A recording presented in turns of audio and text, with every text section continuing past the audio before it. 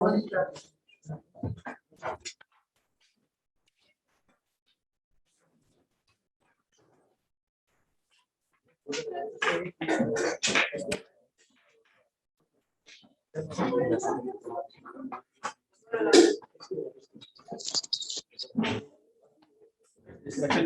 तक हो जाता है।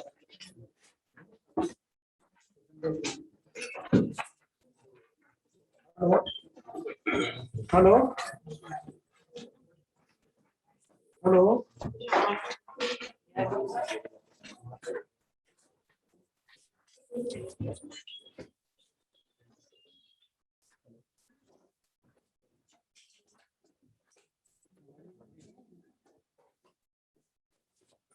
चलो चलो कोई नहीं, बहुत दिक्कत है तो। हेलो, आवाज आ रही है क्या? ठीक है।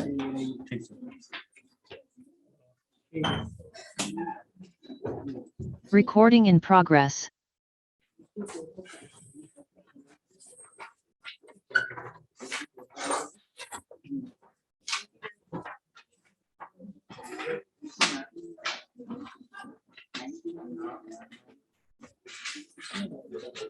हंड्रेड तो हो गया। व्हाट जी सर 99 बता। हाँ ये पूरा पैराग्राफ है। यस सर 97 98 99 सबकुछ बनाओ।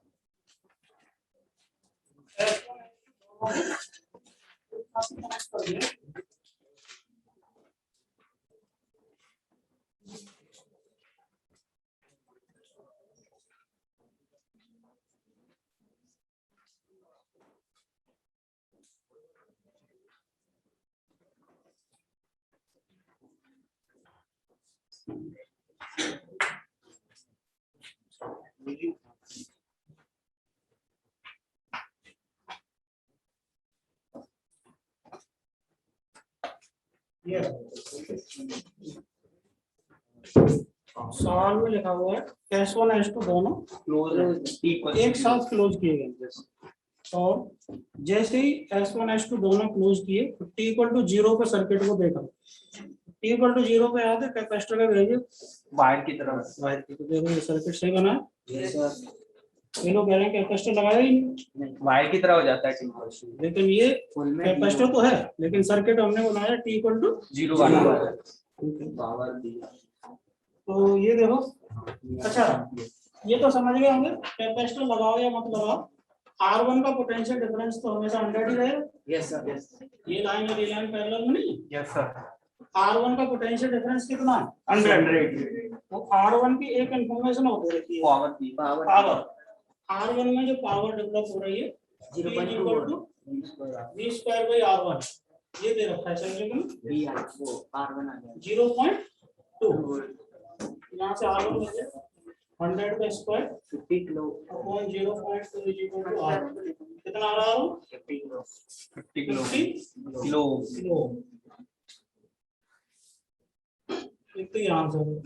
ठीक है, फिर ये कह रखा है T=0 पे इनिशियली मतलब इसी सर्किट में इस वाले रेजिस्टर में करंट दे रखी है 10 मिली एम्पीयर। अब यहाँ से देखें तो T=0 पे कैपेसिटर तो यहाँ है नहीं, तो इसका पोटेंशियल डिफरेंस भी कितना 100 ही तो रहेगा शुरू में।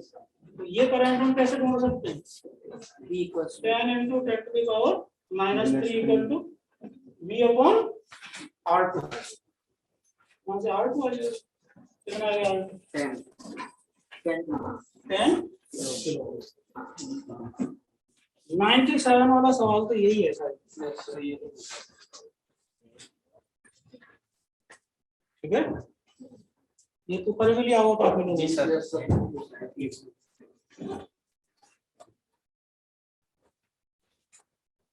अब देखो ये भले T=0 पे हमने सर्किट बना दिया लेकिन एक्चुअल में सर्किट ये थोड़ी है। एक्चुअल में तो कैपेसिटर भी लगा हुआ है। तो जब कैपेसिटर फुली चार्ज हो गया होगा तो अब ये सर्किट बनाया जा सकता है। जी सर 98 के लिए ऐसा कर रहे हैं, ये रजिस्टर है ये कैपेसिटर वाली लाइन हो जाएगी ऊपर। ये कौन से मोमेंट का सर्किट है? स्टेडी स्टेट जब कैपेसिटर फुली चार्ज। ठीक है, ये क्यों बनाया? क्योंकि बात हो रही है इस तरह की। देखो 98 वाला सवाल पढ़ो। When the capacitor gets fully charged, ठीक है, तो फुली चार्ज पर तो नहीं पहले, उसके बाद S2 को ओपन करेंगे। कितना चार्ज आएगा इस पे? देखो ये R1 R2 तो बेकार हो गया, तो सारा पोटेंशियल डिफरेंस इसके अक्रॉस ही आ रहा है ना, 100। क्यू मैक्स बता सकते हैं इसका? क्यू नॉट जिसे कहते हैं C इंटू V, तो C इंटू 100 C। सहमत है इससे? Yes sir. उसके बाद देखो 98 जो कह रहा है वो काम करते हैं। S2 ओपन करते को ओपन करने का मतलब बैटरी हटाई जा रही है। S2 ओपन कर दिया तो बैटरी तो हट गई, तो ये दोनों रजिस्टर बचे रह जाएंगे। डिस्चार्जिंग सर्किट बन जाए। तो सर्किट का नाम हो जाएगा डिस्चार्जिंग सर्किट। बना देते हैं।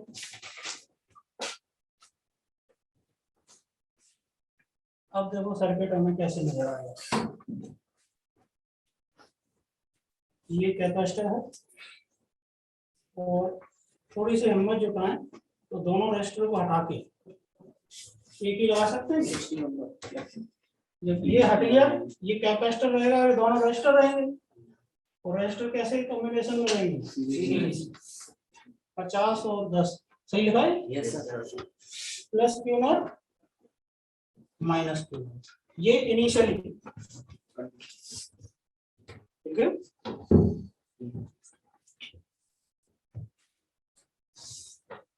अब इसके बाद इसका चार्ज कम होता जाएगा, यानी इसको t=0 बोला शायद। अब इसके बाद 5 सेकंड बाद इसका चार्ज कम हो जाएगा नहीं? Yes sir. अब चार्ज कम होगा और कुछ करंट भी होगी सर्किट में। उस करंट की वैल्यू दे रखी है शायद 0.74 milli ampere. 0.74 milli ampere R1 में है। कितने लोग सहमत हैं? R2 में भी होगी। क्यों होगी? सीरीज में दोनों रजिस्टर सीरीज में लगे हुए। तो करंट का फॉर्मूला डिस्चार्जिंग सर्किट के लिए शायद याद हो, Q not by CR minus याद है? लेकिन R की जगह पर क्या हो गया? 60 किलो। तो रेफरेंस करंट की value 0.74 into 10 to the power -3। Q not हमने पहले पढ़ लिया, C into 100 divided by C into R कितना है? 60 into 10 to the power 3 e to the power -t by CR। इसे थोड़ा सा सिंप्लीफाई करें, ये C तो कैंसिल हो गया है ना, और ये थोड़ा मल्टीप्लाई करें 10 की पावर -3, ये तो 1 ही हो जाएगा। e की पावर -t by CR कितना आ रहा है? 60, ये 6 बचेगा। 6 into 0.74 डिवाइडेड बाई 10। ऐसा लग रहा है? Yes sir. Yes sir. सही है। Yes sir. फिर मैं क्या करता हूँ, इसे देखो ऐसे लिख सकता हूँ, e की power t by CR equal to 10 upon 6 into 0.74। Yes sir. ये इसलिए लिखा है, लॉग लेने वाले हैं। करो जरा सॉल्व, ये सॉल्व करना होगा। तो ये शायद देखो उतना ही आ जाएगा जो हमने दिया है इसमें सवाल में। इसे लॉग लोगे तो ये तो t by CR बचेगा, और इसी के आप सॉल्व कर दोगे 2.25 आएगा शायद। ये बन जाएगा लॉग 2.25। इसकी वैल्यू दे रखी है सर, कितनी दे रखी है इसकी वैल्यू? 0.812। अब t की वैल्यू रखनी है कितनी? 5, और r की वैल्यू 60 मिलेगी। यहाँ से c आ जाएगा।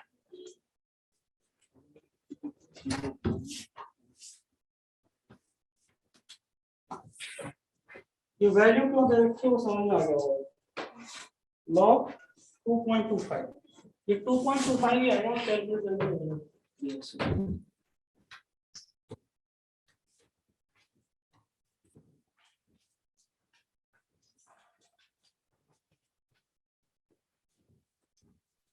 डिस्चार्जिंग सर्किट वाला फॉर्मूला लगाए।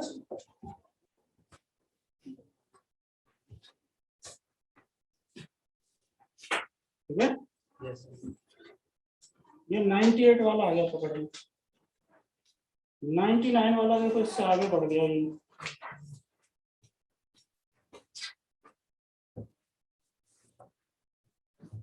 अच्छा, इस मूवमेंट पे ये जो 5 सेकंड वाला जो टाइम दिया गया है, 5 सेकंड वाला टाइम, उस मूवमेंट पे करंट इतनी है सर्किट में, तो ये चार्ज भी छोड़ सकते हैं कि नहीं?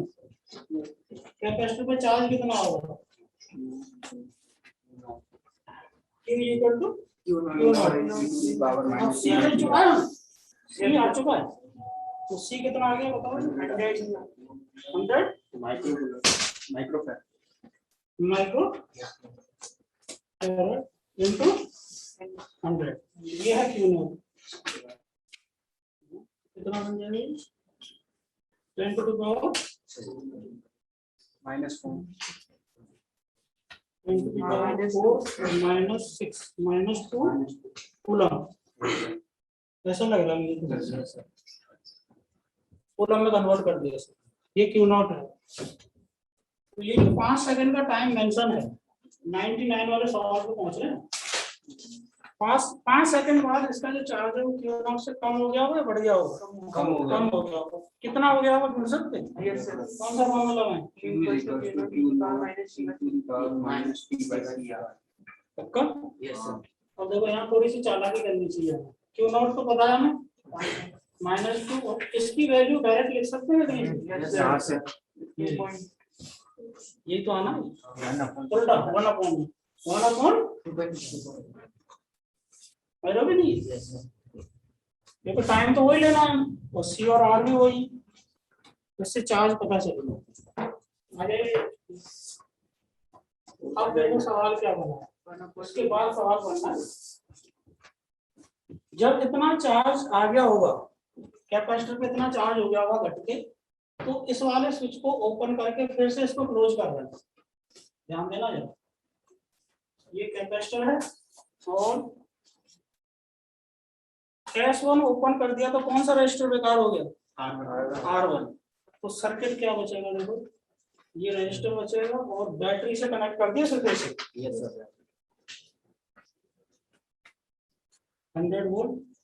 तो इस मूवमेंट में देखो ऐसा चार्ज है, +Q -Q, और ये बचा R2 इक्वल टू 5 सेकंड का ऐसा किया गया। ये सर्किट समझ में आया कि नहीं बता? Yes sir. कौन से मूवमेंट का सर्किट है ये? जब S1 ओपन कर दिया S2 T equal to 5 second जो मेंशन है, और उसी इंस्टेंट में जब ये चार्ज घट के इतना हो गया तो स्विच S1 ओपन कर दिया गया, मतलब R1 हटा दिया और S2 क्लोज करके बैटरी फिर से लगा दी। अब इसका चार्ज फिर से बढ़ना शुरू हो जाएगा कि नहीं? ये समझे? बैटरी से कनेक्ट कर। सवाल पढ़ो जरा, सवाल तो पढ़ते ही। इस इंस्टेंट को T इक्वल टू 0 बोला गया है, ऐसा कहा है सवाल में। यहाँ T इक्वल टू 0, अब ये बैटरी फिर से चार्ज देना शुरू कर देगी इसको। 5 सेकंड। हाँ, तो किसी भी टाइम T पे सर्किट को फिर से देख रहा हूँ, ये नोट कर लिया हो तो हटाता हूँ।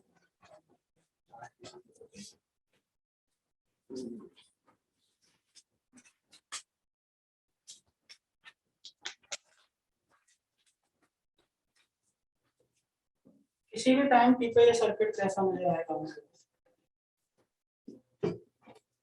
ये बैटरी है, ये रजिस्टर R2 वाला रजिस्टर है। R2 की वैल्यू ढूंढ चुके हैं? Yes sir, 10 kilo. 10 किलो। अब मान लो बैटरी ने 2 चार्ज और भेज दिया,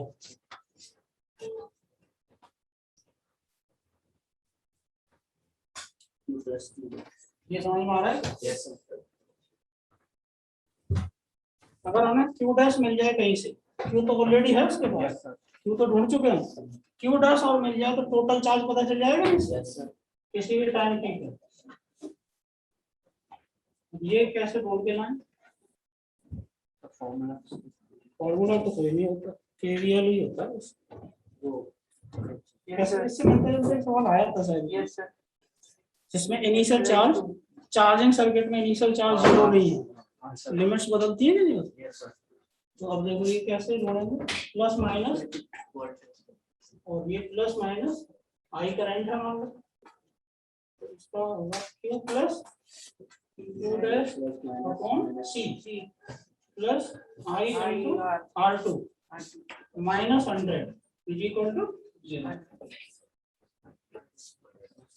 और I को मैं लिख दूंगा dQ डैश बाई dt, सही है? यस सर, तो Q बाई C अलग हो गया plus Q dash by C plus R2 और I की value dQ dash by dt is equal to 100। Q dash root पे लाना है, करना थोड़ा अरेंज इंटीग्रेट करना। क्यों तो पता है मुझे, क्योंकि वैल्यू तो ये है, यस सर, लास्ट में रखेंगे इसको करो अरेंज और इंटीग्रेट करो।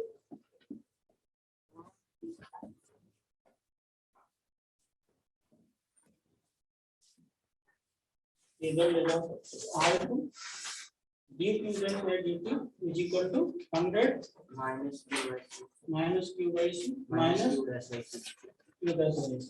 इसको ऐसे लिखा जा सकता है 100 C की वैल्यू पता है, minus Q dash upon C, तो ये लिखा जाएगा dQ dash upon 100 C minus Q dash. 100 C minus Q तो पूरा कांस्टेंट, Q डैश में हो रहा है integration, yes sir, dt upon C R2, ये लगेगा 0 से T और Q डैश की लिमिट 0 से T, Q डैश तो 0 से शुरू होगा, यस सर, यहाँ से Q डैश की वैल्यू आ जाएगी। लेकिन आंसर क्या होगा अपना, आंसर होगा Q प्लस Q डैश। ये बात समझ में आ रही है नहीं? यस सर, Q तो उसमें पहले से ही चार्ज था, Q डैश और आगे टाइम टोटल चार्ज पूछा है।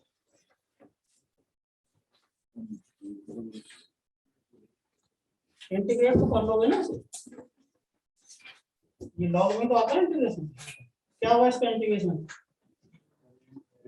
Minus log 1 by 100 C minus Q dash, ये तो इंटीग्रेशन हो गया। लिमिट्स लगाएंगे 0 से Q Q dash is equal to उधर का इंटीग्रेशन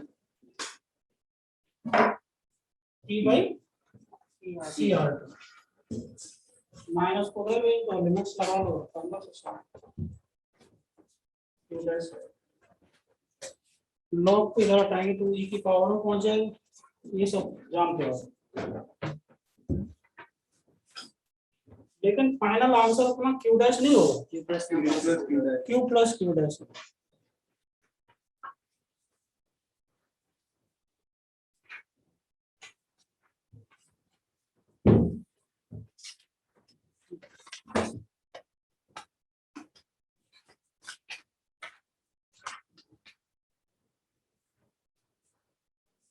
ठीक है,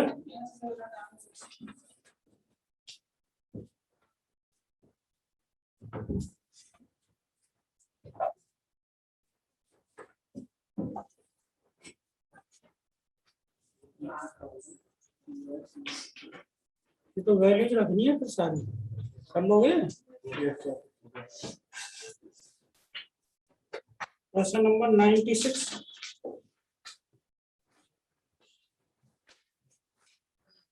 95,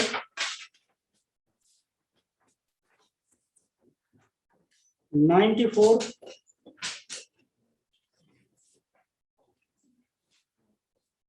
93, यस सर,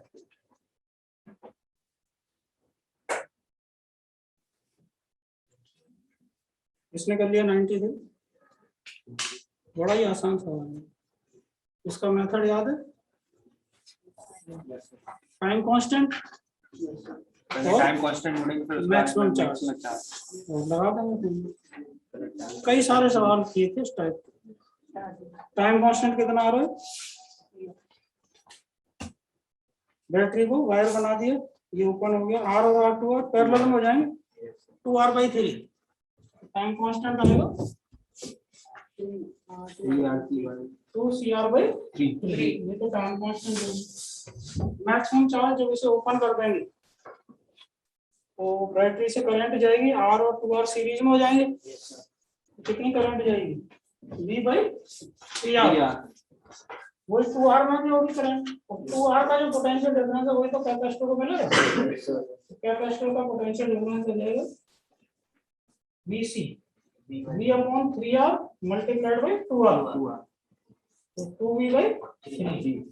तो Q max कितना आ जाएगा? 2CV by 3। कौन सा फॉर्मूला लगा देंगे? आगे ऐसा Q नॉट आगे minus two the power t by CR। कई सारे सवाल कराए थे, उसीलिए तो कराए थे। तो ये सवाल हो जाए Q is equal to 2CV by 3 1 minus into the power minus C by tau। tau कितना? ऊपर 3 CR।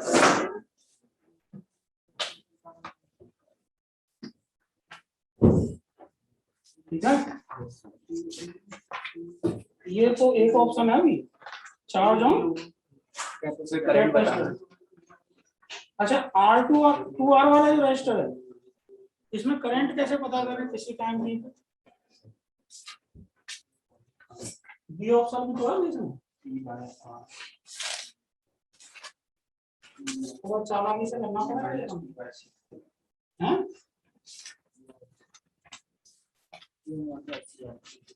ये जो 2R है इसमें करंट कैसे ढूंढें किसी भी टाइम पे? टाइम का फंक्शन कैसे? तुक्केबाजी क्यों लगा रहे हैं? तरीका बता सकता है? स्टेडी स्टेट को तो बता सकते हैं, स्टेडी स्टेट में ये ओपन हो जाएगा तब तो सारी करंट इधर से जाएगी, लेकिन किसी भी टाइम टी को तो करंट कुछ इधर भी जाएगी। 2R में कैसे करंट ढूंढें? यहाँ से टोटल करंट निकाल लेंगे। नहीं, टोटल करंट भी कैसे निकालेंगे किसी भी टाइम टी? स्टेडी स्टेट नहीं, स्टेडी स्टेट नहीं, dq by dt का। हाँ dq by dt से तो इस लाइन की करंट आ जाएगी, तो हमें तो इसकी करंट पूछी। तो यहाँ से टोटल निकाल लेंगे फिर उसमें से माइनस कर। टोटल कैसे आएगी? फिर टोटल से दोनों से आएगी। टोटल कैसे ढूंढोगे बताओ? स्टेडी स्टेट कहाँ लिखा हुआ है? सर इसको ले जाएंगे उसमें, वहां से टोटल करंट।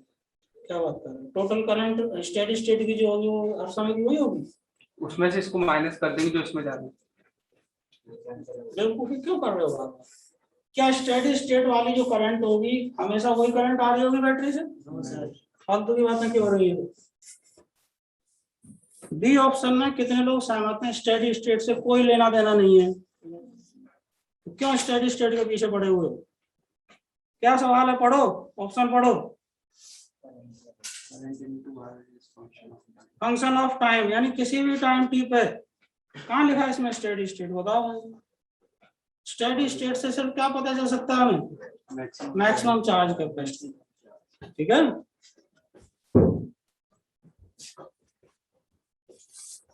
कुछ सवाल ऐसे भी होते हैं तुक्केबाजी से जोड़ तोड़ कर लेते हैं लोग, तो ये तुक्केबाजी से ही किया हो। बी ऑप्शन कोई बता ही नहीं पा रहा कैसे करें, डाउट भी नहीं पूछ रहे। मैंने पूछा पूछा ना, अब तो सब नहीं पूछा होगा। 2R वाला रेजिस्टर और ये कैपेसिटर दोनों लगे हुए हैं पैरेलल में, तो जो पोटेंशियल डिफरेंस कैपेसिटर के अक्रॉस होगा किसी भी टाइम टी पर वही इस रेजिस्टर के अक्रॉस होगा। तो कितना पोटेंशियल डिफरेंस होगा ए और बी पॉइंट्स का किसी भी टाइम टी पर? Q by C 2V by 3। ये पोटेंशियल डिफरेंस है इन दोनों पॉइंट्स का, वही कैपेसिटर का वही इसका। तो रेजिस्टर में कैसे करंट पता की जाती है? Current into R resistor, potential difference divided by 2V, 2 तो कैंसिल हो जाएगा। ये है सही तरीका।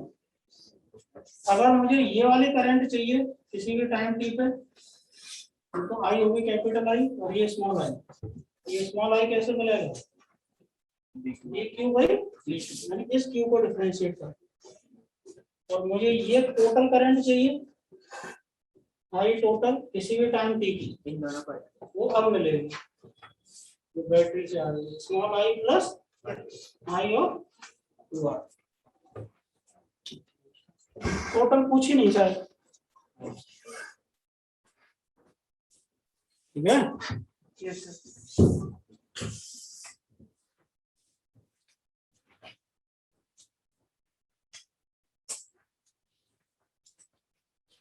93 नंबर का सवाल है।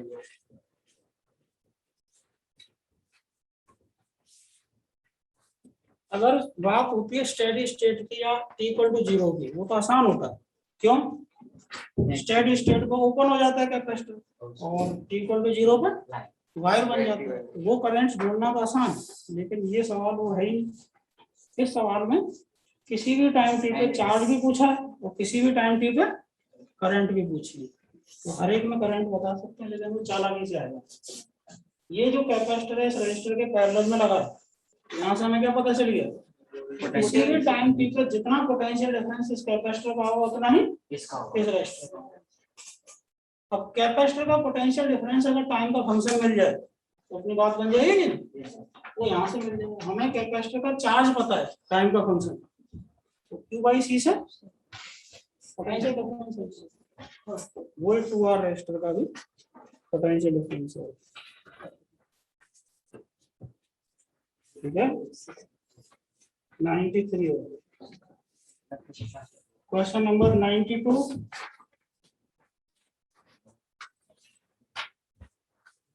91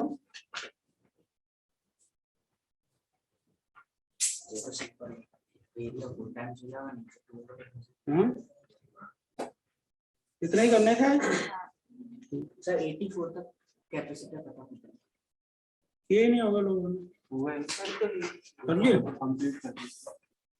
कर लो कंप्लीट मेरा। क्वेश्चन नंबर 90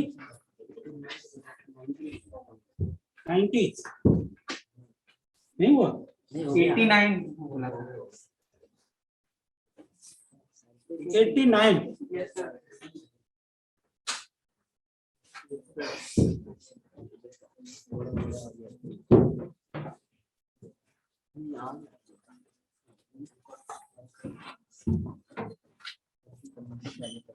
इनिशियल वाला सर्किट और फाइनल वाला इंडिविजुअली स्टडी कर लेना।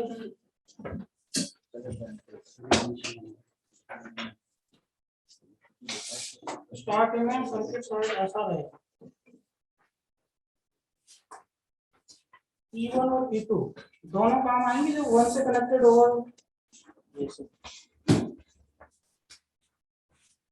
इनिशियल सर्किट में ऐसे बनाऊंगा और ये मेरी मर्जी है। यस सर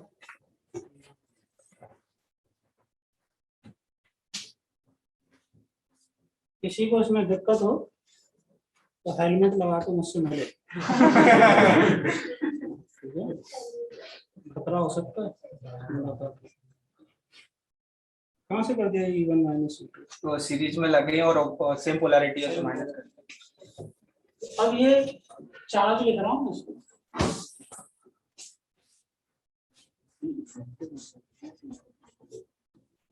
प्लस और इसको माइनस क्यों लिखा समझ रहा हूँ। यस सर ये इनिशियल सिचुएशन है और इनिशियल इस कैपेसिटर के पास एनर्जी भी लिख देता हूँ मैं, half C E1 minus E2 का होल स्क्वायर। अब इसमें कुछ किया जा रहा है, 1 से उठा के 2 पे रख देंगे तो बैटरी E1 हो जाएगी खराब, यस सर। E2 खराब हो जाएगी, E1 E1 कर लेंगे। सर्किट ये बचेगा, इधर वाली बैटरी बची रहेगी E1 और ये सर्किट हो जाएगा, सही है। Yes sir, this is final circuit. अब इसके चार्ज लिखना होगा प्लस सी E1 माइनस सी E1, ठीक है। अब देखो इस वाली प्लेट पर पहले कितना चार्ज था, Ce1 माइनस Ce2, अब बचा है Ce1, तो बढ़ा या घटा, नहीं बढ़ गया। बड़ा ही है। बढ़ गया ये इसमें ऐसा नहीं है सी इंटू जाकर ऐड हो जाएगा। बैटरी ने कितना चार्ज भेजा सी E2 सहमत है सर? ये बैटरी ने भेजा है। तो मैं ये लिख देता हूँ यहाँ पे energy supply bye battery E1 into CE2। याद आ रहा है formula? Yes sir. Charge supplied है बैटरी उल्टा लिख देंगे, इसी में दिक्कत हो जाएगी। Charge supplied multiplied by EMF ये तो होता है फॉर्मूला। ये तो एनर्जी सप्लाई की है बैटरी बैटरी। अभी कैपेसिटर के पास कितनी एनर्जी है? Half C E1 square. तो देखो कैपेसिटर की एनर्जी बढ़ती हुई नजर आ रही है ना, ये कम है ये ज्यादा होगी। ठीक है तो कैपेसिटर ने कितनी एनर्जी ले ली? Consume U final half C E1 square minus half C E1 minus E2 का होल स्क्वायर। तो हीट का फॉर्मूला याद है? Supplied minus consume half C E1 square ये प्लस हो जाएगा E1 माइनस E2 का होल स्क्वायर। इससे आंसर आएगा। Yes sir.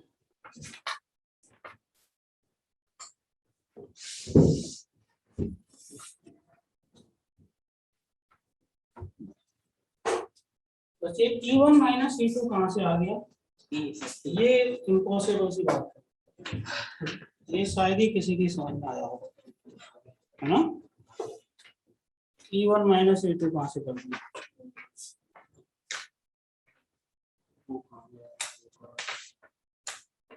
$89 हो गया।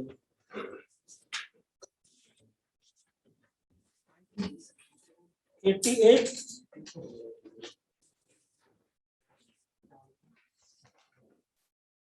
$87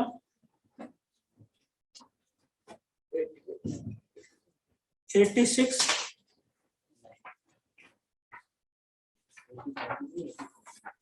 $85 $84 बस। अब कहाँ तक करके लाएंगे?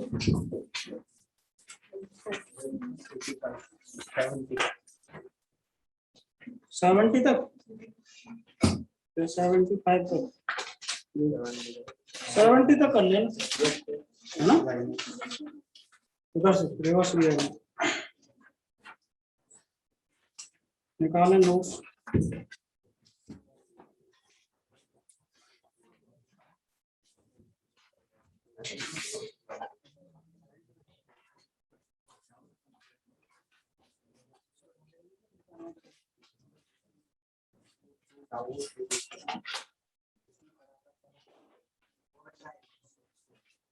ये डिस्कशन का तरीका मैंने इसलिए रखा है कि शायद किसी का जमीन कभी भी जम जाए, ना?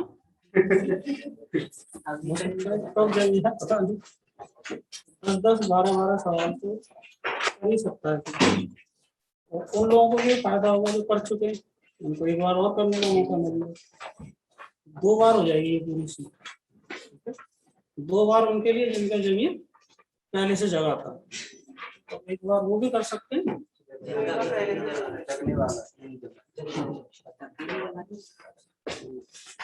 किसी का तो नहीं चलेगा।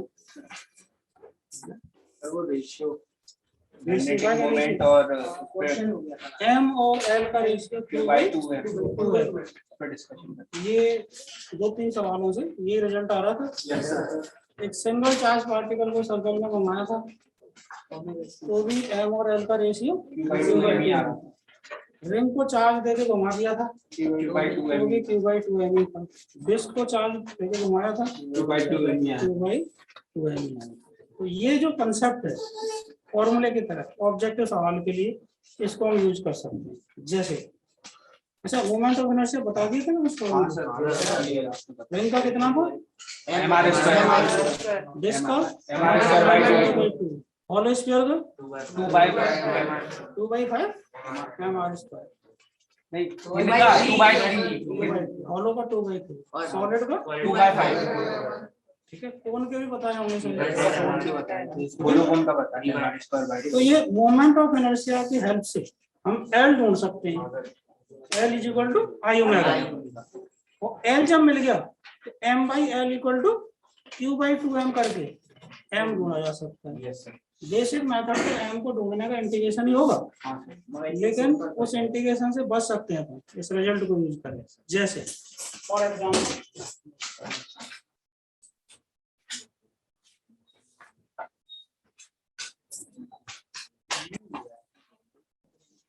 ये जो डायग्राम बनाया इसमें लिख लेना, हॉलो स्फीयर, इन हॉलो स्फीयर है, इसका मास m है, रेडियस r।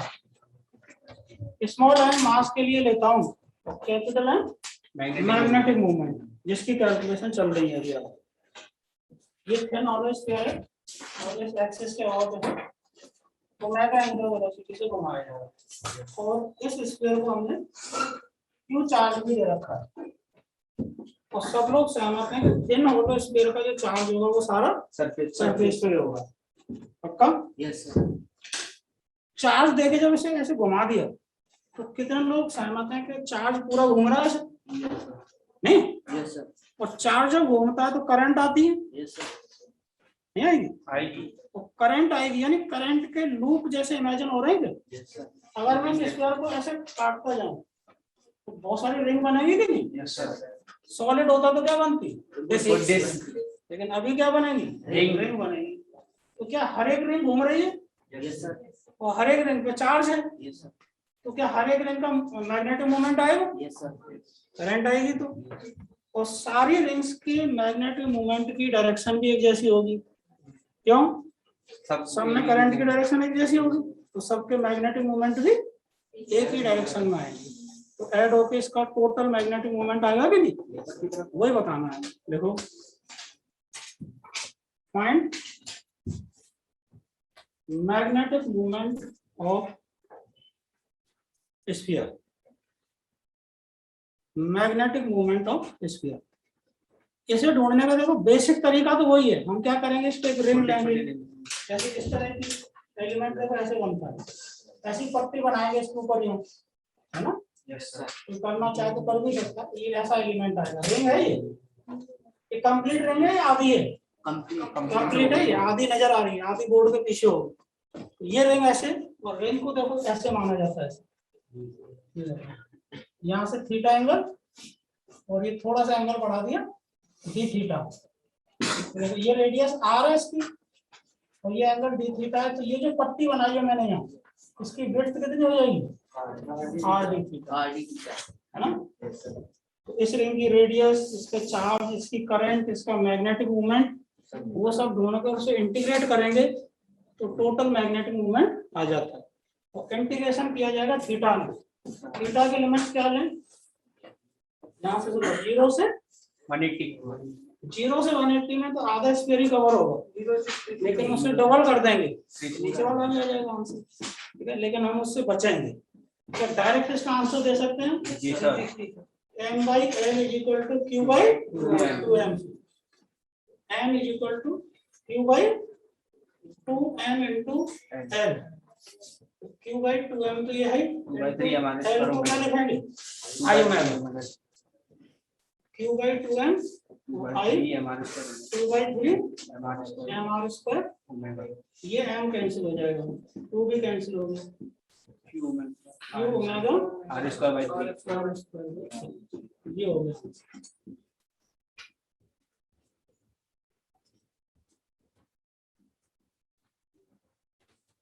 ठीक है, किसी का अगर मन करे इंटीग्रेशन से आंसर ढूंढने का तो वो कर सकते हैं, और मुझसे अलग से मिल सकते हैं उसका आंसर। आंसर बताइए, लेकिन सॉल्यूशन दिखा सकते हैं, ठीक है। हिंट मैंने दे दी, एलिमेंट बना ही दिया, करना जरा कोशिश। अगले सवाल में यही कंसेप्ट ध्यान में रखते हुए मैं देखो नेक्स्ट क्वेश्चन अपना ये है,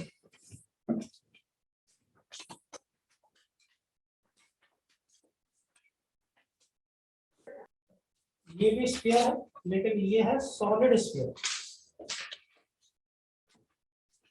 एम मास और R radius, omega angular velocity,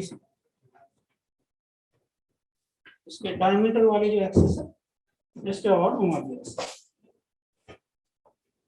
ठीक है,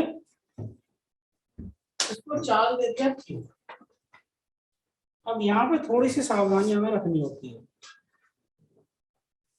क्या ये जो Q चार्ज दिया है सॉलिड स्फीयर को, क्या इस बात का फर्क पड़ेगा कि ये कंडक्टिंग है या नॉन कंडक्टिंग?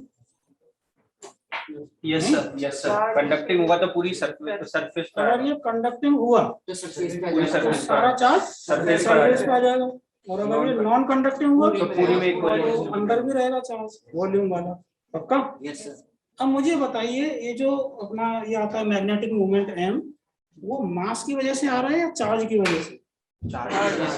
सिंपल सी बात है, चार्ज घूम रहा है तभी तो उसकी वजह से आ रहा है। यस सर, तो अगर ये कंडक्टिंग सॉलिड स्फीयर है तो इसका हमें कैपिटल M ढूंढना है, तो हम आंसर थिन होलो स्फीयर के हिसाब से देंगे या सॉलिड स्फीयर के हिसाब से? अरे वाह, समझ। तो मैं इसे लिख देता हूं कंडक्टिंग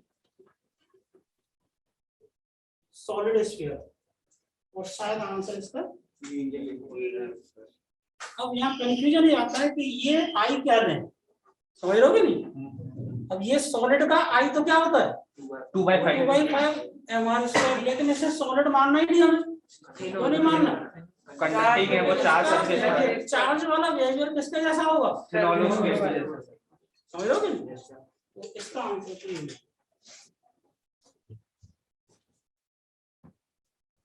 और ये बात पकड़ में। Yes sir. नेक्स्ट क्वेश्चन में से नॉन कंडक्टिंग बना दो और फिर आंसर ढूंढो क्या आ रहा है। सर एग्जाम में तो मेंशन है ओके,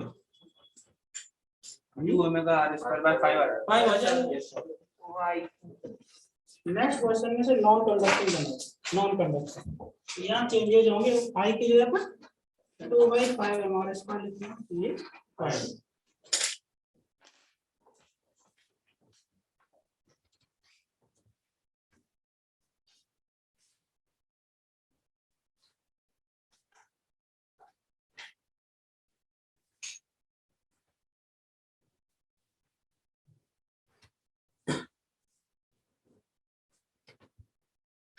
ठीक है, यस सर, नेक्स्ट क्वेश्चन आप बना लो थिन हॉलो कोन। कोन बनाओ।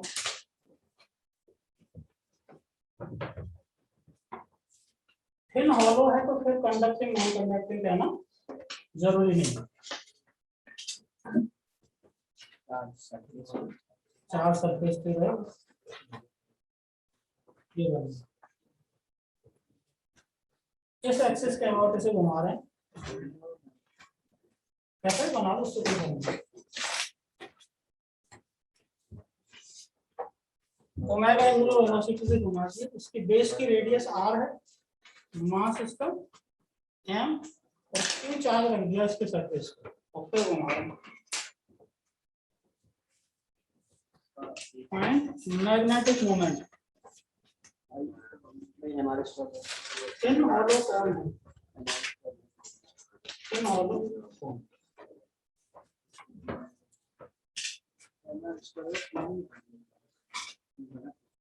आई का फर्क पड़ेगा बस, क्या लिखूं आई? m/2 बताया उसका इनटू ओमेगा, कितना आ गया हमको? Q ओमेगा r², ये आंसर मैग्नेटिक मोमेंट। ठीक है, सॉलिड के लिए आप समझ गए होंगे। सॉलिड में अगर कंडक्टिंग हो गया तो कंडक्टिंग का आंसर तो ये दे देंगे, लेकिन नॉन कंडक्टिंग हुआ 3/2 आई बदल जाएगा, वो 3/10 क्या नाम है तो लिख लो।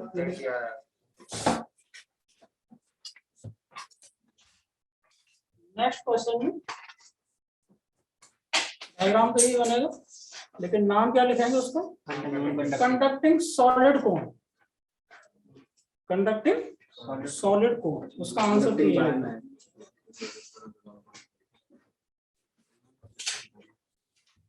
कंडक्टिंग सॉलिड कोर, जिसका आंसर ये लिख लिया जाएगा।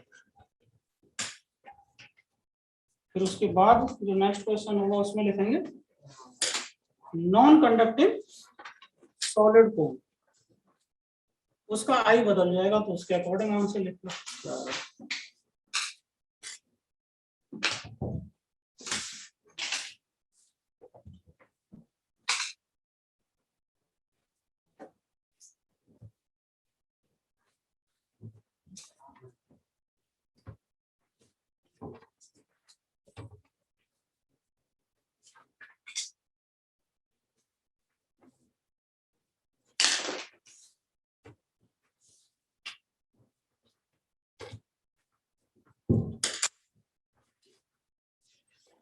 सॉलिड नॉन कंडक्टिंग के लिए आई की जगह पर 3/10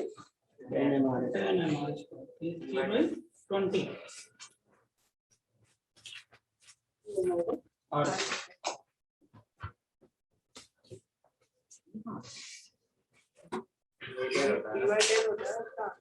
डिवाइड हमारे पास आई सॉलिड कोर में जो आई है 3/10 mR।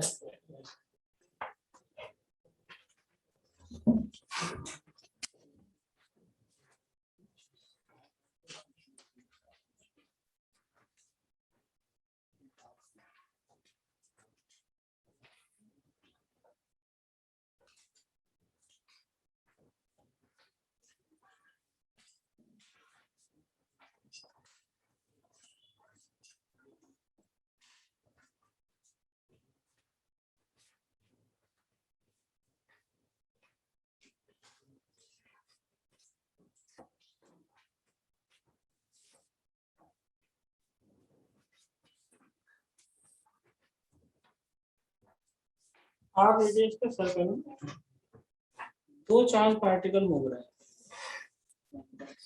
एक प्लस क्यू और माइनस क्यू, दोनों एक ही सर्कल में मूव रहे हैं, ये क्लॉकवाइज और ये भी क्लॉकवाइज। अब मैं अगर आपसे पूछूं ऑन एन एवरेज कितनी करंट होगी सर्कल में? 0। क्यों? ये ऐसे घूम रहा है, पॉजिटिव चार्ज क्लॉकवाइज घूम रहा है और नेगेटिव भी क्लॉकवाइज। नेट कितना चार्ज घूम रहा है ओवरऑल? 0। तो एक पूरा सर्कल कंप्लीट होने में कितना चार्ज क्रॉस हो गया होगा इससे? 0। ऑन एन एवरेज करंट का आंसर 0। तो बता सकते हो मैग्नेटिक मोमेंट क्या होगा? 0।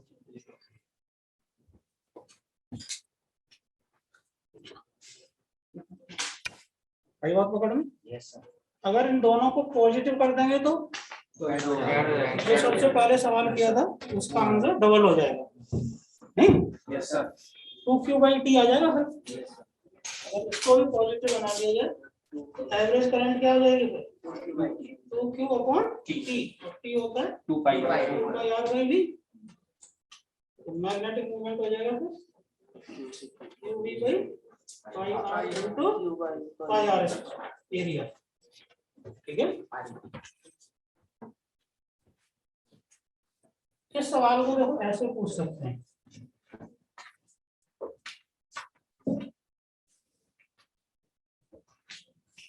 एक पतली सी रॉड या वायर जो भी है उसके दोनों एंड से माइनस की ओर प्लस की चार्ज और इसे मिड पॉइंट पे कर देंगे हिंज और घुमा देंगे ओमेगा से, या फिर वो कह देंगे डायपोल को घुमा दिया। समझ रहे हैं? ये बिल्कुल मिड पॉइंट है, इधर से L/2 और इधर से L/2। तो यहाँ मिड पॉइंट का हिंज करके इस रॉड को ऐसे घुमा रहे हैं। बताइए इन दोनों पार्टिकल्स का पाथ कैसा होगा? सर्कल। एक ही सर्कल होगा या अलग अलग? एक ही होगा। एक ही सर्कल। रेडियस क्या होगा सर्कल की? L/2। तो बता सकते हैं सिस्टम का मैग्नेटिक मोमेंट? जीरो जीरो बोलो यार, जीरो सर्कुलर पाथ बन जाएगा तो एल जीरो। दोनों का सेम साइंस नहीं है, यस सर। तो पूरे सर्कल से नेट कितना चार्ज फ्लो हो रहा है? जीरो।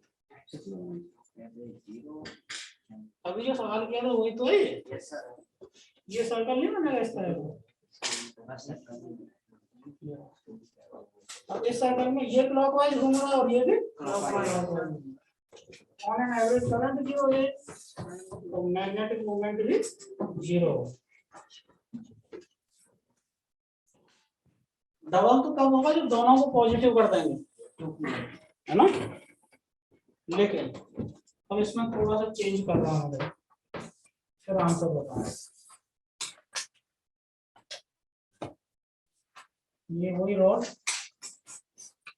यहाँ पे नेगेटिव चार्ज माइनस क्यू, यहाँ पे पॉजिटिव चार्ज प्लस क्यू, और अब की बार रॉड को यहाँ पे हिंज किया है, इधर से L/4 डिस्टेंस पे, इधर से 3L/4 डिस्टेंस,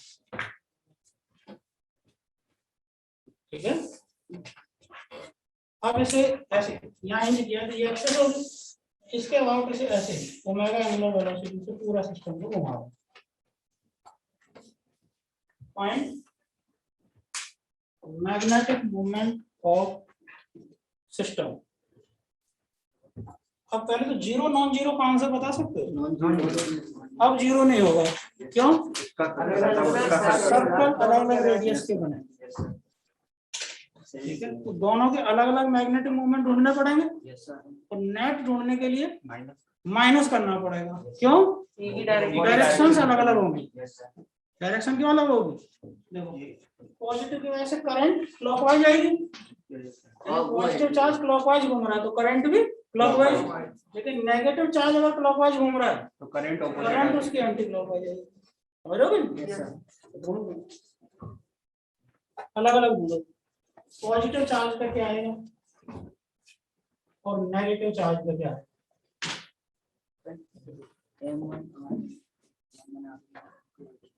और प्लस क्यू ऐसे लिखेंगे। एवरेज करंट बता रहे हो क्या होगी? Q upon 2π/ओमेगा। 2π/ओमेगा समझ रहे हो? टाइम पीरियड तो एक जैसा ही होगा दोनों, यस सर। ओमेगा तो एक जैसे, पूरा एक सर्कल साथ साथ कंप्लीट करेंगे दोनों। M1 देखो लिख रहा हूँ मैं इसका, क्यू ओमेगा/2π करंट हो गई मल्टीप्लाइड बाई पाई 3L/4 का होल स्क्वायर रेडियस उसका। पाई बात पकड़ में, पाई से पाई कैंसिल हुआ, कितना आ रहा है? 9 क्यू ओमेगा L²/32, ठीक है। माइनस क्यू के लिए करो एक, माइनस क्यू के लिए क्या होगा? माइनस क्यू की on an average current, charge तो क्यू है और टाइम पीरियड भी वही है, करंट वही है, ओमेगा L²/2 आ रहा है नेट माइनस M2 कितना आएगा इसका? क्यू ओमेगा/2π तो करंट हो गई मल्टीप्लाइड बाई पाई L/4 का whole square, Q omega L²/32।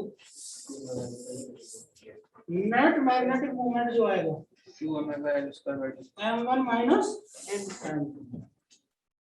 Minus क्यों किया समझ गए होंगे? Yes sir. दोनों में करंट ऑपोजिट है, और अगर ये दोनों चार्ज पॉजिटिव कर दिए जाए तो ये ऐड हो जाएगा, ऐड हो जाएगा, प्लस हो जाएगा, दोनों का सेंस एक जैसा। अच्छा आप चेक भी कर सकते हो, जैसे ये इसका सर्कल ऐसे बनना है, उसमें करंट ऐसे होगी क्लॉकवाइज, ऐसे पकड़ेंगे तो इनवर्स क्यू का मैग्नेटिक मोमेंट M1 इनवर्स किधर आ रहा है? अंदर, और ये M2 बाहर। बाहर। हाँ बाहर में डॉट में, ठीक है। नेट जो आएगा वो किधर आएगा? अंदर अंदर की तरफ। M1 ज्यादा तो कितना आ रहा है? 2 ओमेगा L²/2 भाई 4 डायरेक्शन हो जाएगा इन डायरेक्शन। ठीक है।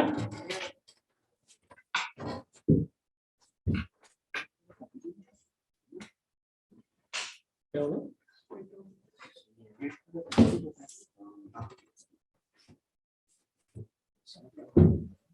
सर इसको m/2/qm से भी होता है।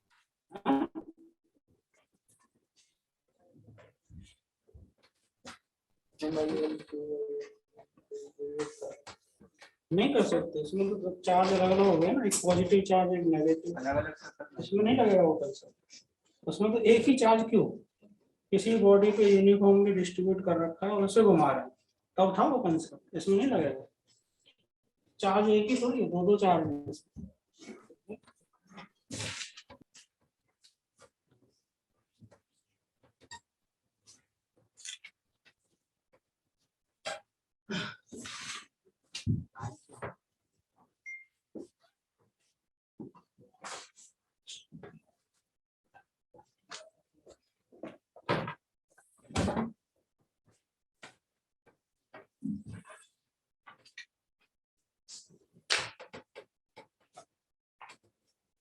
ये फॉर्मूला पढ़ा था हमने, बेसिकली एम इंट्रोड्यूस हुआ। Yes sir. अब वापस इसी फॉर्मूले पे आ जाते हैं, torque equal to M B sine theta. किसी भी करंट कैरिंग लोड को बी मैग्नेटिक फील्ड में रखा जाता है तो उस पर जो टॉर्क लगेगा उसका फॉर्मूला है M B sine theta. B तो मैग्नेटिक फील्ड गिवन होगी, एम हमें ढूंढना होता है एन आई ए, और एम की डायरेक्शन भी ढूंढना जानते हैं, राइट हैंड साइड। एम और बी के बीच में जो एंगल है वही है ये थीटा। अगर ये एंगल 0 हो गया तो टॉप 0 टॉर्क 0 होगा, 180 होगा, 90 पे ये मैक्सिमम होगा। तो क्या मैं इस फॉर्मूले को ऐसे भी लिख सकता हूँ, torque vector equal to M vector cross B vector. तो यहाँ से थोड़ी सी चर्चा होगी इस टॉर्क की डायरेक्शन में।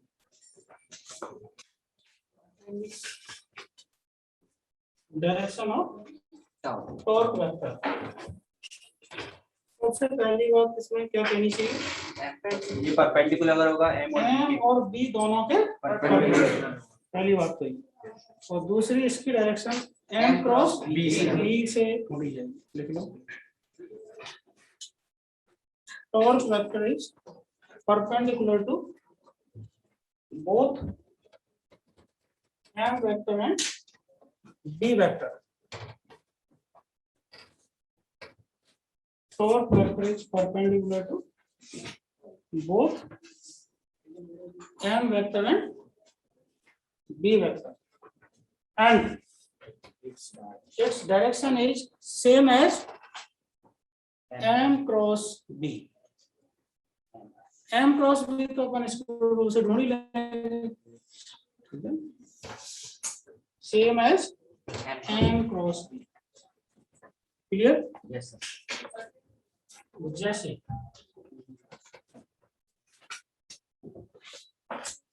अच्छा m क्रॉस b को आप समझ ही रहे होंगे, m से b की तरफ घुमाएंगे तो वो जो डायरेक्शन रहेगी वो m क्रॉस b की रहेगी। अच्छा जैसे ये अपना a वेक्टर है और ये मैंने बना दिया b vector, a cross b की डायरेक्शन बता सकते हैं ऐसे इनवर्स अंदर की तरफ, a और b दोनों के परपेंडिकुलर। अच्छा डायरेक्शन जब अंदर है तो उसका सेंस कैसा होगा, क्लॉकवाइज। सहमत हैं इससे? तो डायरेक्शन अगर एंटी क्लॉकवाइज होगी तो आउटवर्ड्स, यानी sense anti clockwise, direction outwards. इसी बात को ध्यान में रखते, जैसे ये अपने पास एक लूप है, current carrying loop, high current है, ठीक है, और यूनिफॉर्म मैग्नेटिक फील्ड मैंने ऐसे लगा दिया राइट वर्ड डायरेक्शन। इस लूप का एम वेक्टर किधर होगा, अंदर की तरफ, और बी बोर्ड के प्लेन में है। पहले तो थीटा डिसाइड करो क्या होगा, 90 डिग्री, ठीक है। तो इसका टॉर्क का मैग्नीट्यूड तो ढूंढ सकते हैं, M B sine 90 M into B, M बोल लेंगे आई इंटू एन आई से। नंबर ऑफ टर्न्स अगर 1 है तो एन 1 हो जाएगा, पाई आर स्क्वायर इसका एरिया हो जाएगा। यहाँ तक क्लियर? अब देखो इसकी डायरेक्शन की चर्चा करते हैं। ये जो टॉर्क वेक्टर आ रहा है इसकी डायरेक्शन, ये जो डी वाली जो लाइन है बी, ये और एम वाली जो लाइन है दोनों के परपेंडिकुलर आना चाहिए, ये समझ रहे? तो देखो मैं एक लाइन बनाता हूँ, ये जो मैंने लाइन बनाई है, क्या ये लाइन, ये जरूरी नहीं है यहाँ भी हो सकती है, यहाँ भी हो सकती है, क्या ये लाइन बी के परपेंडिकुलर है? Yes sir. और ऑब्वियसली एम के भी परपेंडिकुलर होगी। तो अगर मैं इस लूप को इस वाली लाइन के अबाउट, यानी इसे एक्सिस बना के इसके अबाउट घूमने के लिए फ्री कर दूं, यानी कोई भी बॉडी जब घुमाई जाती है तो एक खास एक्सिस के अबाउट इसे हिंज करते हैं कि नहीं? Yes sir. तो इसी के अबाउट इसे घुमाया जा सकता है, तो वो एक्सिस मैंने ये बना दी। अब इस एक्सिस के अबाउट ये टॉर्क इसे घुमाएगा, तो उस टॉर्क की डायरेक्शन क्या इस एक्सिस के अलोंग ही आएगी? Yes sir. पक्का? Yes sir. किधर आएगी? ये डिसाइड होगा एम क्रॉस बी, एम अंदर की तरफ है और बी ये रहा, एम से बी की तरफ इसको घुमाएंगे। तो देखो मेरा टॉर्क वेक्टर की डायरेक्शन सही बना रहा हूँ क्या मैं? देखो अब देखो टॉर्क वेक्टर नीचे जा रहा है, लेकिन ये लूप घूमेगा कैसे बताओ? अगर मैं इस लूप को ऊपर से देखूं, यहाँ से देख रहा हूँ इस साइड से, यानी ऑब्जर्वर यहाँ पे है, हाथ की पोजीशन यहाँ है, तो बताइए कैसे घूमता लगेगा? क्लॉकवाइज घूमेगा तभी तो अंदर जाएगा टॉर्क। लेकिन अगर देखने वाला इधर होगा,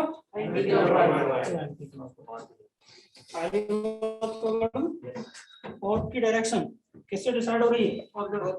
एम क्रॉस बी से। एम क्रॉस बी से डिसाइड हो रही है, जो एम क्रॉस बी की डायरेक्शन होगी वही। लेकिन अब एक बात और समझ लो, जरूरी नहीं है कि एक्सिस हम इसी को बनाएं। अगर मैं ये एक्सिस बना दूं, ध्यान देना चाहिए, अगर इस लाइन के अबाउट इसे घूमने के लिए फ्री कर दें तो ये इस वाली लाइन के अबाउट घूम जाएगा और टॉर्क की डायरेक्शन, और फिर से ऊपर से देखेंगे तो ये जरूरी थोड़ी कि इस सिमेट्री वाली लाइन के अबाउट ही घुमाएं। किसी भी लाइन, इस प्लेन में कोई भी लाइन ले लो आप, जो बी के परपेंडिकुलर होनी चाहिए, उसके अलावा इसका टॉर्क है। सहमत है? लिख लो चारों। If we observe the loop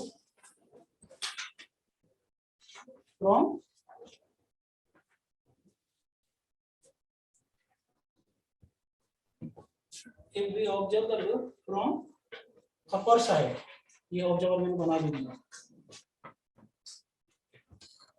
then it will rotate in clockwise sense. It will rotate in clockwise sense.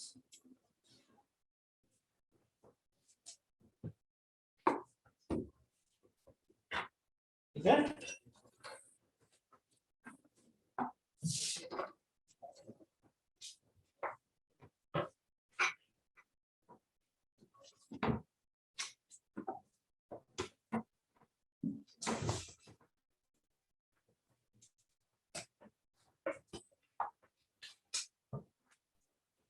ये कोई करंट कैरिंग लूप है और जरूरी नहीं है कि ये सर्कुलर ही हो, ऐसा भी लूप हो सकता है।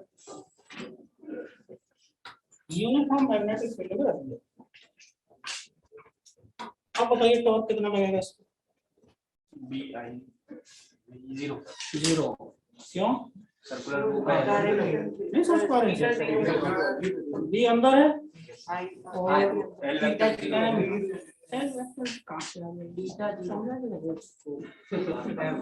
टॉर्क की बात चल रही है, फोर्स की बात तो हो चुकी बहुत पहले। टॉर्क जीरो क्यों हो रहा है? एम वेक्टर वो अंदर और बी वेक्टर भी अंदर। एम नहीं पता चल रहा, और भी अंदर ही बनाया, तो थीटा क्या हो गया 0। टॉर्क जब कैलकुलेट कर रहे थे, डेरिवेशन कर रहे थे, सबसे पहला डायग्राम यही तो था, रेक्टेंगुलर लूप ले लिया होगा मैंने, इसमें m अंदर था और v भी अंदर था, तो टॉर्क 0। ये टॉर्क 0 वाली सिचुएशन बनाई है, इससे सहमत है सब लोग? अगर मैं इस लूप को इस पोजीशन पे छोड़ दूं तो क्या ये घूमेगा? बिल्कुल नहीं। क्यों नहीं घूम रहा? टॉर्क 0। अब आप ऐसा इमेजिन करो, ये एक्सिस है, ये रही, इस एक्सिस के अबाउट ध्यान देना जरा, इस एक्सिस के अबाउट में इसे थोड़ा सा घुमा देता हूँ फोर्सफुली, यानी ऐसे पकड़ के थोड़ा सा ऐसे घुमा दिया, कितने लोग सहमत हैं इसका? m वेक्टर भी घूम जाएगा। m पहले किधर है? अंदर। अब मैंने इसे थीटा घुमाया, m भी तो इसके साथ घूम रहा है थीटा, m और b के बीच में एंगल थीटा हो गया, तो इसे थोड़ा सा घुमा के और फिर मैं छोड़ दूं टॉर्क आ टॉर्क आ जाएगा। क्या वो टॉर्क इसे वापस उसी में। तो अगर इसे थोड़ा सा घुमा के और फिर छोड़ दिया जाए, तो जब ये दोबारा यहाँ आएगा, ये चुपचाप से आएगा, दौड़ता हुआ घूमता हुआ।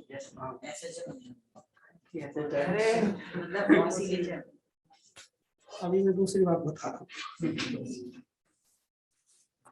थोड़ा सा घुमाया और छोड़ दिया, हम अलग हो गए, हम इसको कोई एनर्जी नहीं दे रहे, लेकिन थोड़ी देर बाद जब ये दौड़ के यहीं आएगा, दौड़ के मतलब मैं हाफ आई ओमेगा स्क्वायर कहना चाह रहा हूँ, हाफ एम बक्से को चला दिया, कितनी काइनेटिक एनर्जी होती है? Half M square. लेकिन किसी बॉडी को घुमा दें omega kinetic energy half I omega square.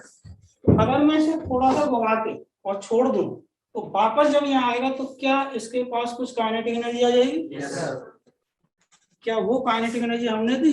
नहीं, हम तो इसे छोड़ के अलग हो गए, तो क्या इसने ये एनर्जी सिस्टम से ही ली होगी? Yes sir. तो क्या इस सिस्टम के पास एक एनर्जी है ऑलरेडी? Yes sir.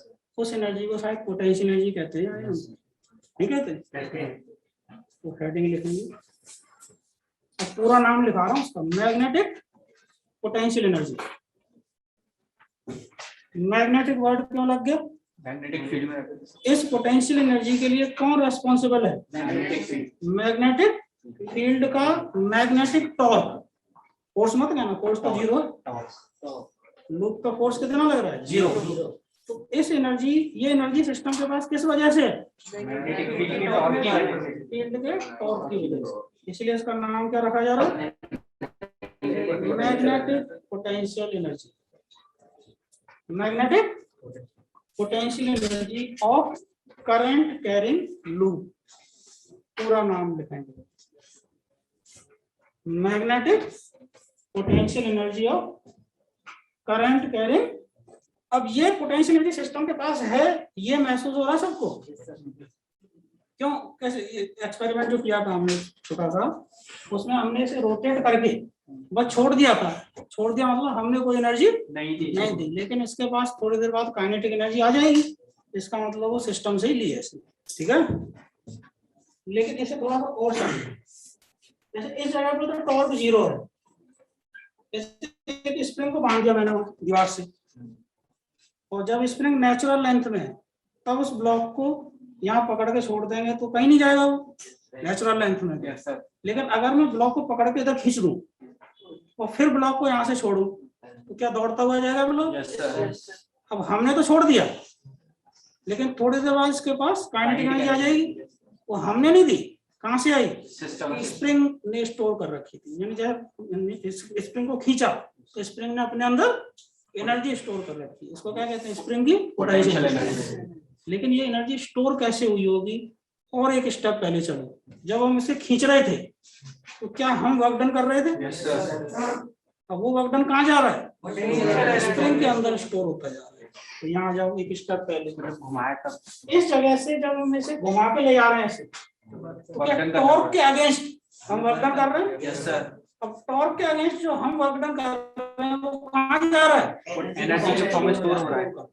अरे वो समझ, उस पोटेंशियल एनर्जी को जब हम ढूंढने की कोशिश करेंगे, यानी इसने थीटा एंगल घुमा के, थीटा एंगल घुमाने के बाद इसने कितनी एनर्जी स्टोर कर ली, क्या मैं उसे कह सकता हूँ? Work done by external agent against internal torque. Internal ही पक्का? अब इसे जनरलाइज करूंगा। जैसे ये ऐसे घुमाते हुए जा रहे थे तो कभी ये θ1 एंगल पे पहुंच गया होगा और फिर बढ़ा के θ2 किया, तो θ1 से θ2 ले जाने में कुछ वर्कडन हुआ होगा कि नहीं? Yes sir.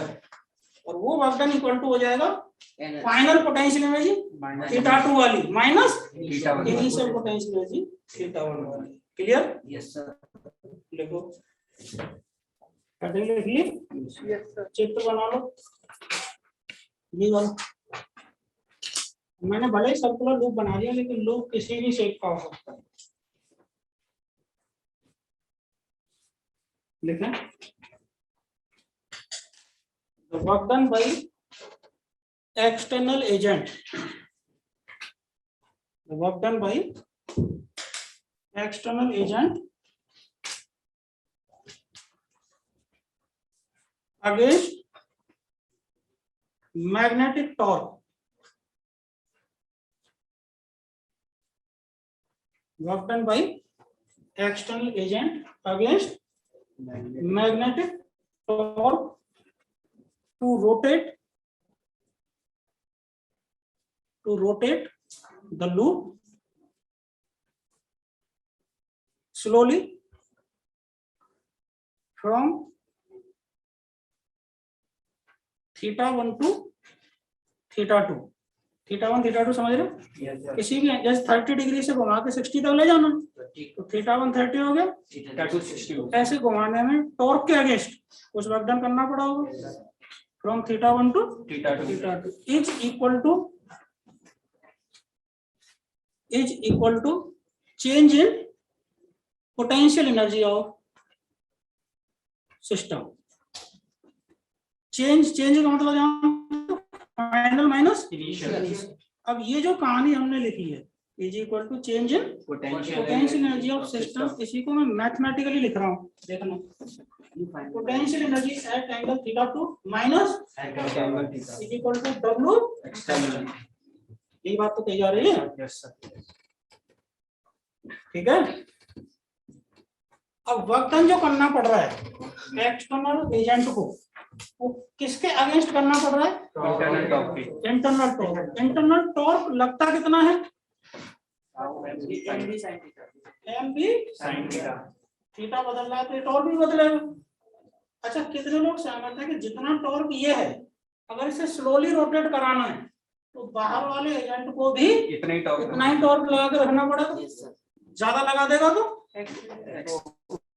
काइनेटिक एनर्जी बढ़ जाएगी, हमें काइनेटिक एनर्जी बढ़ने नहीं देनी, तो क्या करके रखना पड़ेगा? इतना ही लगाना पड़ेगा। एक्सटर्नल एजेंट का जो टॉर्क होगा tau external must be equal to MB sign.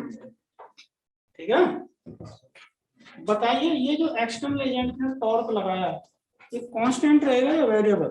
Variable theta के साथ। वेरिएबल क्यों? थीटा बदलेगा। थीटा ही तो बदल रहे हैं और थीटा बदलेगा तो टॉर्क भी बदलेगा। चेंज होगा, तो टॉर्क चेंज होगा। अब हमें इसका वर्कडन मिल जाए कहीं से, इस वाले टॉर्क का, वो यहाँ रख देंगे तो चेंज इन पोटेंशियल एनर्जी आ जाएगी कि नहीं? अब ये वर्कडन कैसे ढूंढा जाता है? फोर्स का वर्कडन याद है क्या?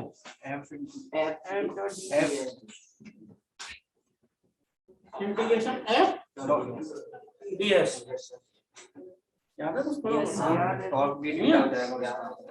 तो ये तो है फोर्स का वर्कडन, तो टॉर्क का वर्कडन हो जाएगा यस। रोटेशन में फोर्स की जगह पे आ जाता है टॉर्क और डिस्प्लेसमेंट की जगह पे एम डिस्प्लेसमेंट θ1। तो ढूंढ रहा हूँ देखो, u at θ2 minus u at θ1 integration tau की वैल्यू डाल दो M B sine theta D theta, limits लगा दी मैंने θ1 से θ2। एम बी बाहर आ जाएगा integration, u at θ2 minus u at θ1 is equal to M B बाहर आ गया साइन थीटा का इंटीग्रेशन माइनस कॉस लिमिट θ1 से θ से सिंपलीफाई कर लो। Potential energy final minus potential energy initial is equal to cos theta 2 minus cos theta 1। नहीं Cos And theta cos one theta one minus minus theta cos one theta minus cos theta two दिख रहा है मुझे। क्या कह रहा minus plus से कोई फर्क नहीं पड़ता। तो माइनस अंदर चला जाएगा।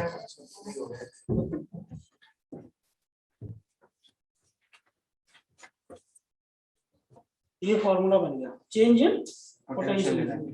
थीटा टू वाले एंगल पे पोटेंशियल एनर्जी।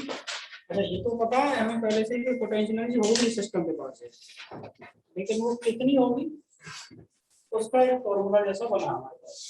थीटा टू वाले पोजीशन की पोटेंशियल एनर्जी और थीटा वन वाले पोजीशन की पोटेंशियल एनर्जी का डिफरेंस आ गया यहाँ से, है ना। अब ये नहीं पता चला कि थीटा वन पे कितनी होगी और थीटा टू पे कितनी होगी। उसके लिए फिर हम ओरिजिन डिफाइन करेंगे। ओरिजिन मतलब रेफरेंस पॉइंट। ओरिजिन इसके लिए देखो एज्यूम किया जाता है, assumption at theta is equal to 90 degree u 0 90 degree angle वाली जो पोटेंशियल एनर्जी है उसको जीरो मानते हुए फॉर्मूला क्या बनेगा।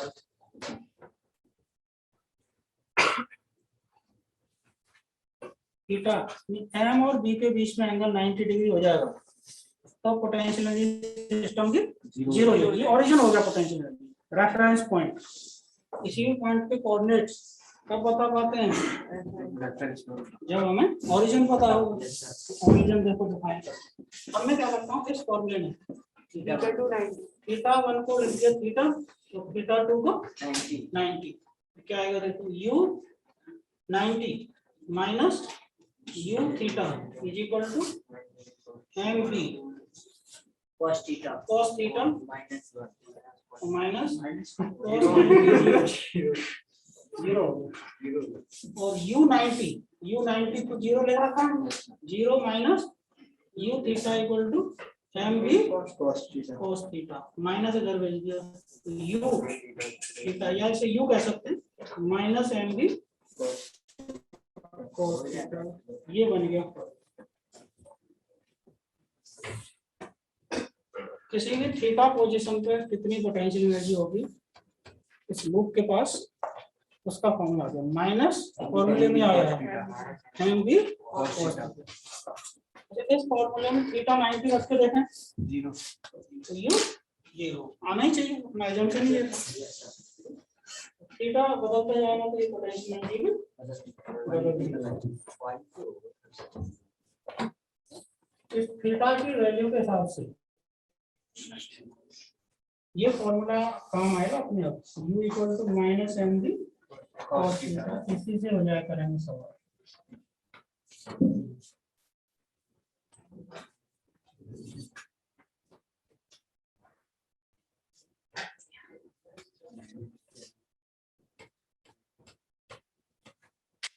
Theta is equal to 0 minus u minus M. ये दो स्पेशल एंगल ले रहा है theta is equal to 180 degree u equals to maximum होगी ये minimum minimum possible potential energy और ये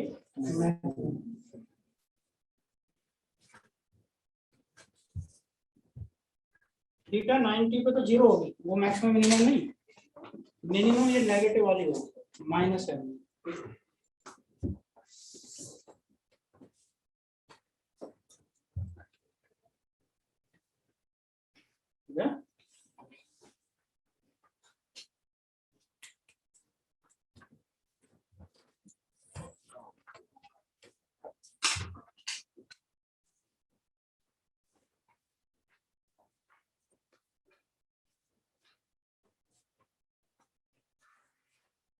आर रेडियस का एक सर्कुलर लूप आई करंट है इसमें और बी मैग्नेटिक फील्ड है अंदर की यूनिफॉर्म।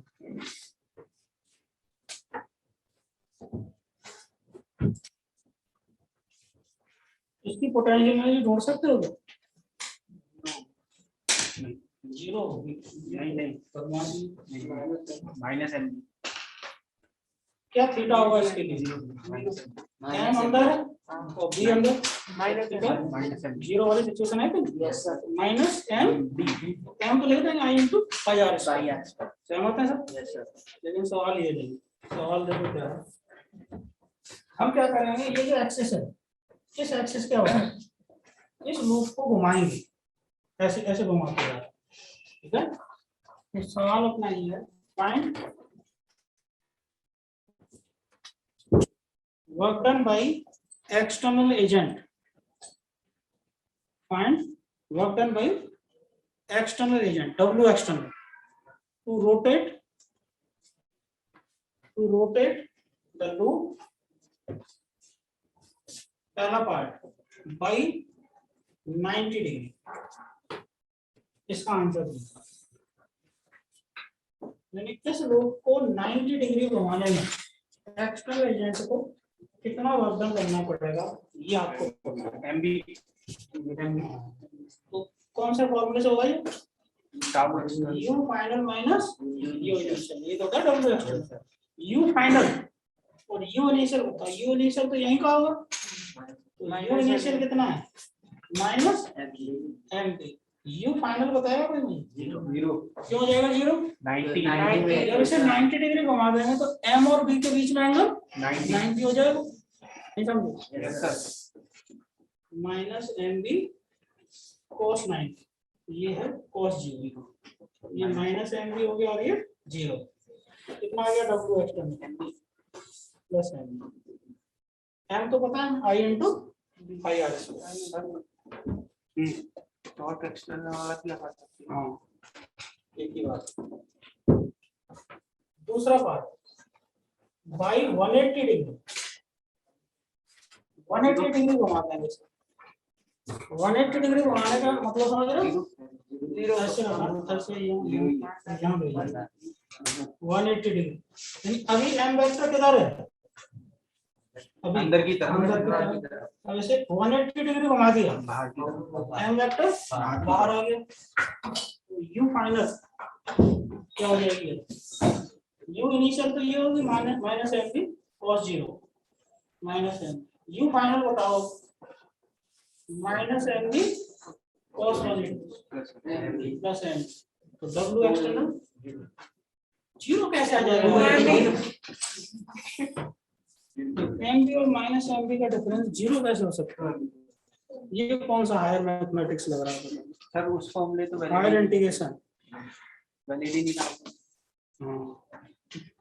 कौन सा formula torque external is equal to M B तो नहीं मैंने sin थीटा 180 रखेंगे तो जीरो, ये टॉर्क थोड़ी ढूंढ रहे हैं, क्या ढूंढा है, torque external final torque minus initial torque थोड़ी करना है, हमें final energy minus initial energy करनी है, तब आएगा W एक्सटर्नल, टॉर्क में साइन आ रहा है, एनर्जी में कॉस आ रहा है, दोनों को मिक्स नहीं किया जा रहा, ठीक है। तीसरा पार्ट बाई 360 डिग्री, 360 डिग्री घुमाने का मतलब समझ रहे हो, लौट के वहीं आ गए, तो यू फाइनल यू इनिशियल बराबर तो डिफरेंस जीरो, देख लो,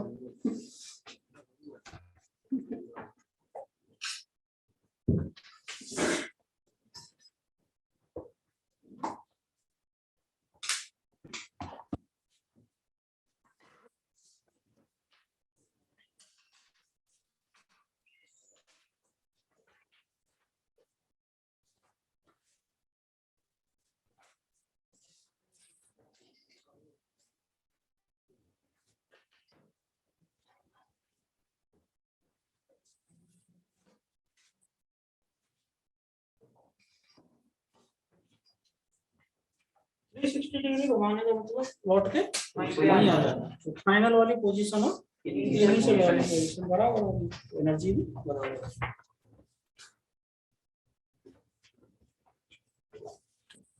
ये पोटेंशियल एनर्जी का फॉर्मूला तैयार हुआ, ये देखो अपना एक जाना पहचाना सिस्टम जो हम पढ़ चुके हैं पहले, वो बनाया सोलेनॉइड, ये आइडियल सोलेनॉइड बना दिया। आई इसमें करंट फ्लो हो रहा है,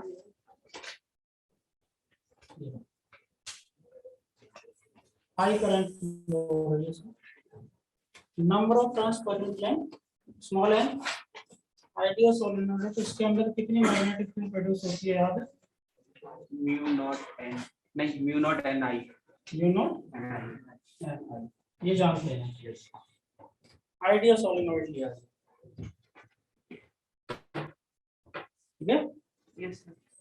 अब देखो इसके अंदर तीन डायग्राम बनाऊंगा, तो तीन सवाल बनेंगे। एक करंट कैरिंग लूप है, जो सोलेनॉइड की करंट I1 मान लो, और ये जो लूप है स्मॉल r इसकी रेडियस है और I2 इसमें करंट है। पहले डायग्राम में ये ऐसे रख दिया है। इसके सोलेनॉइड के अंदर एक लूप रखा हुआ नजर आ रहा है सबको? Yes, sir. अब दूसरे डायग्राम में इसी लूप को ऐसे रख रहा है।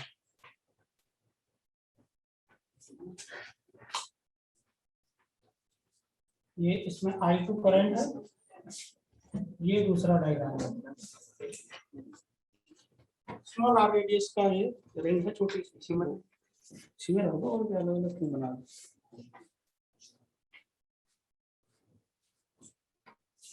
तीसरा सवाल इसी लूप को देखो ऐसे किसी एंगल पर रख दिया है।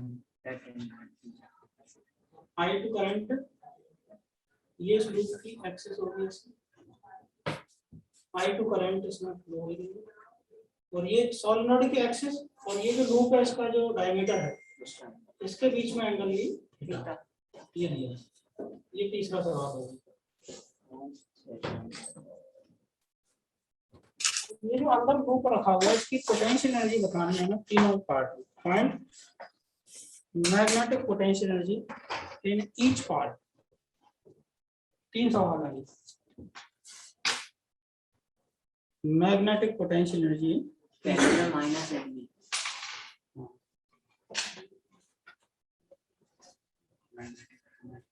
मैग्नेटिक फील्ड कहाँ से आएगी? ये सोलेनॉइड। बताइए सोलेनॉइड की जो मैग्नेटिक फील्ड है म्यू नॉट NI1 क्या होगी इसकी डायरेक्शन?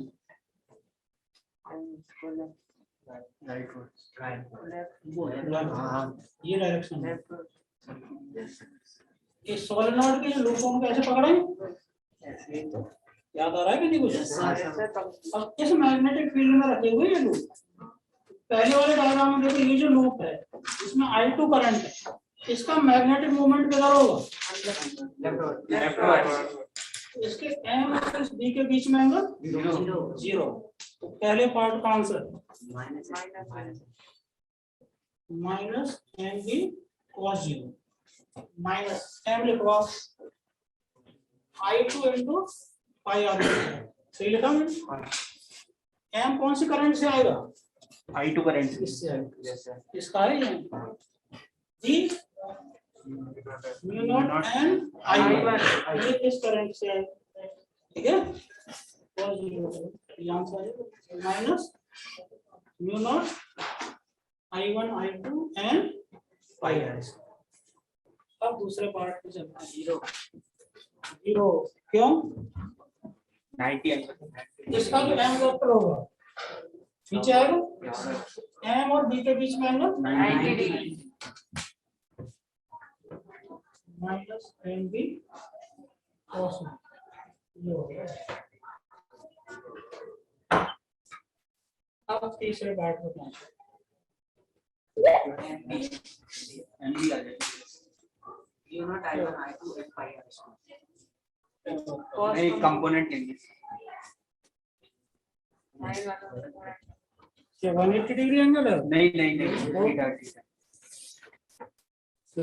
बी तो ये है ही, तो बी तो ऐसे आएगा। इसका M वेक्टर ध्यान देना जरा, इसका M वेक्टर सही बना रहा हूँ क्या मैं? ये जो इसे ऐसे पकड़ेंगे ऐसे जाएगा। M और B के बीच में एंगल देखो क्या मिल रहा है? ये थीटा है, 90 minus ये 90 माइनस थीटा होगा, तो u is equal to minus M B cos 90 minus minus M B 90 minus M और बी की वैल्यू हो,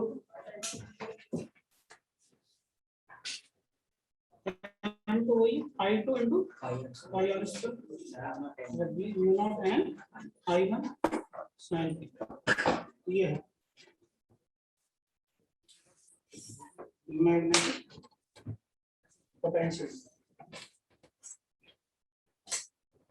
ठीक है,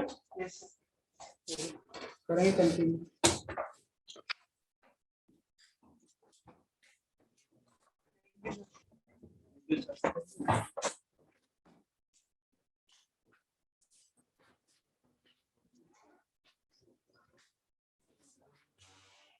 मुझे लगा कि इस बार ऐसा बिना देखा आंसर ये बेटा